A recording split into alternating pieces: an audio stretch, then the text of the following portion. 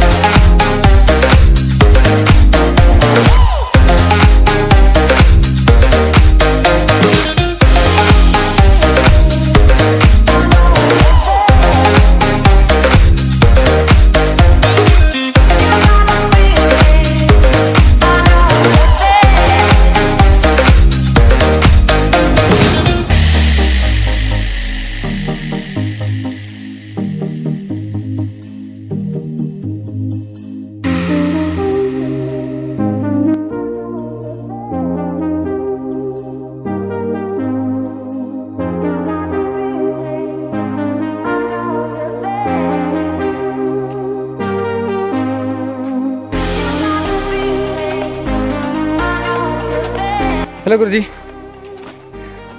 थोडंसं माझ्या फ्रेंड्सला माहिती द्या, आपण काय करतोय.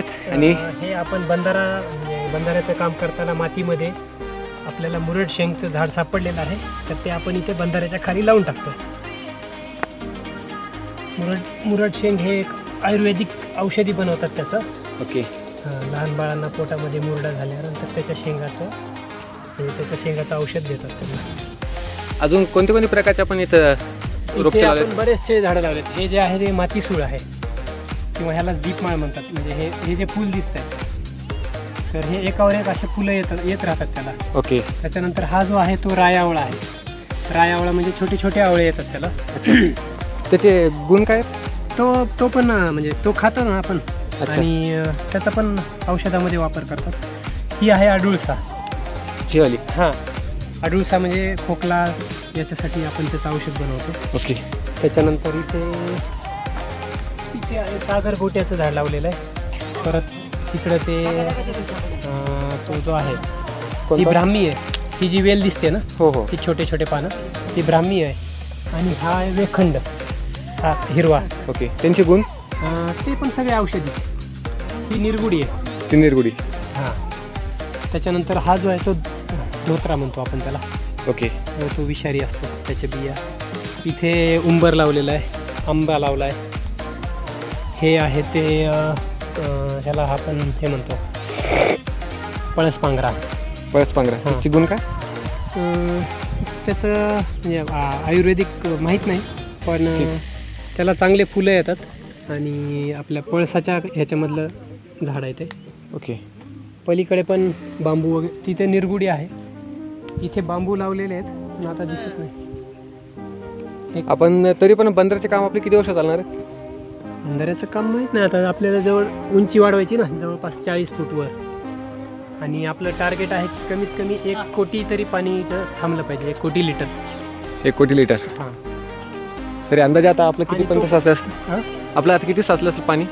पाणी आता म्हणजे जे इंजिनियरांनी त्या दिवशी कॅल्क्युलेशन केलं त्यांच्या म्हणण्यानुसार 12 लाख लिटर आहे. 12 लाख. पण आपण थोडं कमी पकडूया, 8 लाखच्या वर आहे, 8 ते 9 लाख.